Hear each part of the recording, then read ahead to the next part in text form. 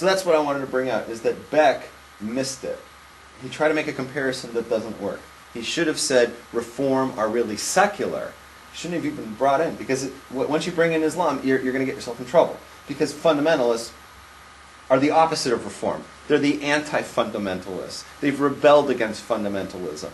He should have said they're really secular and they don't even represent Judaism, and they have nothing to do with being Jewish, and they follow secularism, and they're heretics. Do you think you'd be a suicide bomber if you were a Muslim? Because you're like pretty hardcore. Like, let's say you were born a Muslim, raised a Muslim, spend as much time in madrasas as when I get 72 virgins? Yeah. I'd go for it. Yeah, like I could totally see you as a suicide bomber. I'd go for it, yeah. Because you see, like nobody wants to marry me, right? Right. Yeah. So those are, I mean, the suicide bombers, generally speaking, are married men with kids. Generally speaking, they're single men with no kids who are kind of being pushed off to the margins of society. They're not like sending their greatest scientists and greatest engineers to become suicide bombers. They're sending the people who are socially isolated. They tell them, the way they're able to get them to be suicide bombers, they tell them, if you do this, you'll be really cool. Right. God will love you, you'll get virgins, I would high social status, your family will get high social status. I would have done it about... You'll bring glory upon the community, and will revere your name, and will...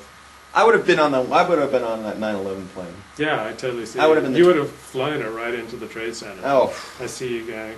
Hell, Allahu Akbar. Yeah, that would have been me. I would have been flying that bitch. Yeah, that would have been me. What's going on here? I saw something. D Medic, very smart guy. You're right. Yeah. Yeah, you like him. He said two things. He said, "Why do I like Fox News? Mm-hmm. Why do I like Fox News?" And I'm going to be honest. This is why. It's the only news media on TV that I can stomach.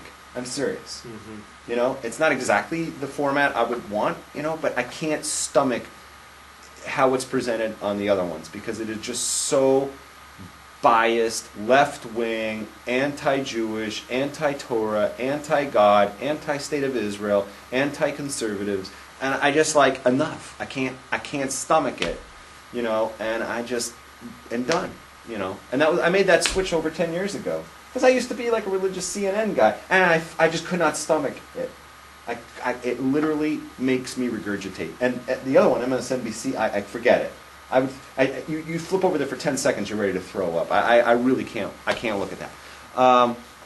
You also said another thing, Rabs. When I mean harmful, I mean, you mentioned the social club factor. Is that very damaging to Judaism? Thank you for asking. You're coming in late in the game. Last summer I did a whole rant against Reformed Judaism. Remember that? And I said it's extremely damaging to Judaism. It's extremely damaging to Judaism, and the real damages are when it comes to conversions, and they're bogus conversions that they do. They allow intermarriage, and they allow, all this crap. But when they do the bogus conversions, and they try to normalize, they cause so much confusion today. The question is, who's a Jew? And it's going to get to a point, we're at the point, where you need paperwork to prove you're a Jew. And we never really needed that. For hundreds and hundreds of years, the definition of a Jew was always either your mother is a Jew or you get a from kosher conversion. But when Reform came along and they lowered the bar for what it takes to become converted, and because you've had both conversions, right? And you know the difference between the two. How would you compare the two? Well, the Orthodox is more demanding, because the Orthodox, the traditional approach to Judaism, is high-intensity religion, where it's the dominant force in your life, and it kind of sets the boundaries for what you can do and can't do, while non-Orthodox approach is that religion's a supplement to your life, and it's a beautiful thing to take on in the areas you want to take it on. Right, and we all beautiful, Right, and more than that, it's usually a ticket so that you can marry, this really hot chick or this really hot, guy that you want to marry, and you're not Jewish and whatever, and it causes confusion because then you have kids and they think they're Jews and they're not. And Marilyn Monroe and Sammy Davis Jr. both converted to Reform Judaism. I think Marilyn Monroe got like 2 or 3 hours of instruction, and then she was converted. I'm not sure how seriously she took the tenets. So shall we go on to your list? Anything else? Oh, yeah, sure. All right, they're all asking questions about TV. We'll skip the questions. Oh, Modern day Amalek. yeah. D-Medic had this question on my Facebook wall this week. And the question was if we would, spend a couple minutes talking about Amalek. Now, Amalek comes up and he's kind of timely because, He comes in the chat room a lot.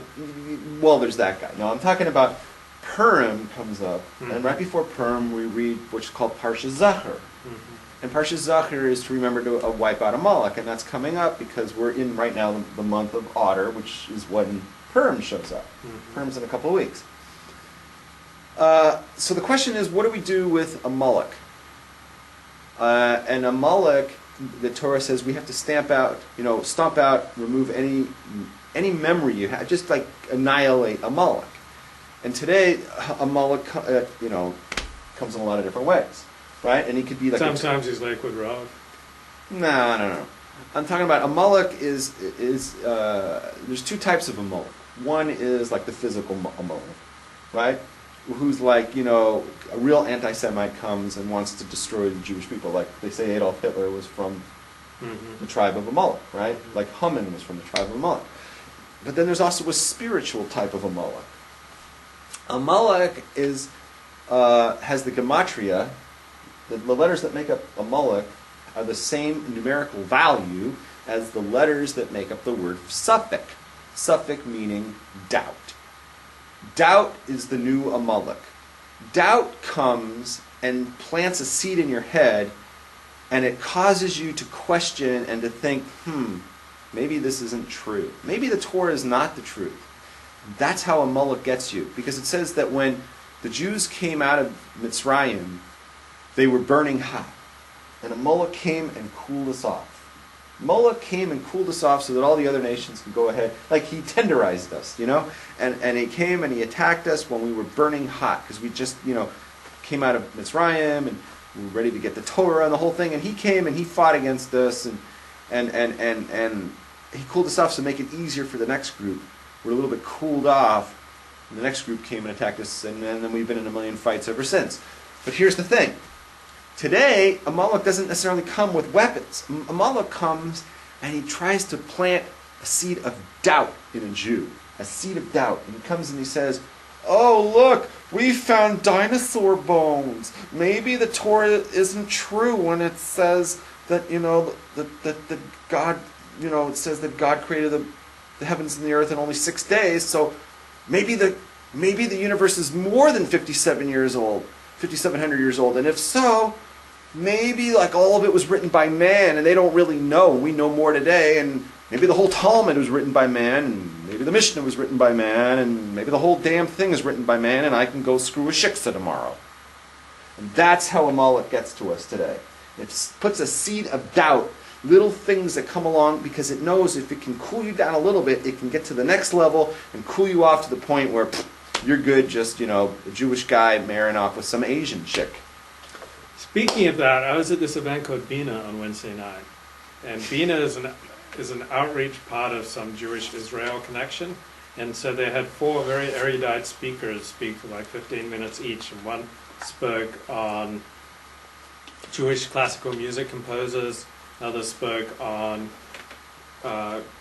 would there have been a modern state of Israel if there hadn't been a Holocaust. Another one spoke on Israeli folk dancing. Another woman spoke on what startup companies can learn from Israel. And like I was kind of met a few people, and I was like talking to this one woman. I was like, and I didn't have any real particular romantic or sexual interest in her. And we were talking about how men tend to look at women in the chest. And she said, well... Once again, Levi turning the topic to sex. She said, I tend to check out women's asses. I thought, whoa, and this is a professional woman. This isn't some hooker. Oh, it's someone who's above your level. This is someone above me. This is someone above me. And I said, whoa, you check out women's asses. Are you bi or are you a lesbian? She said, no, I'm completely heterosexual. But I just like to look at them. I said, well, what do you look for? And she said, well, is it tight? And I said, well, could I have a look at yours? And she said, sure. And so she turned around, showed me her ass. Like she was wearing. This is some conference you went to that night. Yeah, she was wearing these tight jeans. Yeah. She had like the tightest